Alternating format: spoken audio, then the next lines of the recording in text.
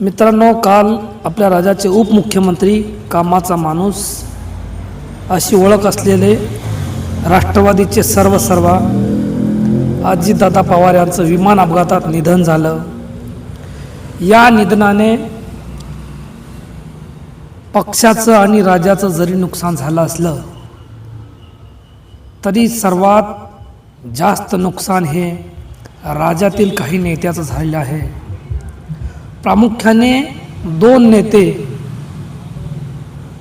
ज्यांचं नाव सर्वात अगोदर घेण्यात येईल, ज्यांना पक्षात अजितदादांनी मोठं केलं,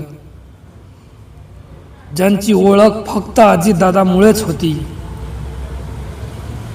असे दोन नेते आहेत.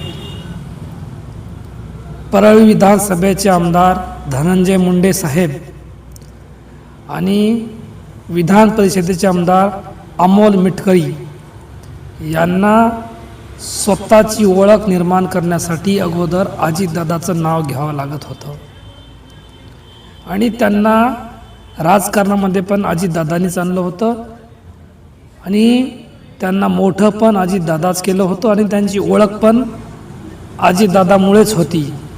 आता या नेत्यांचं पुढचं भवितव्य काय हे येणारा काळच सांगेल.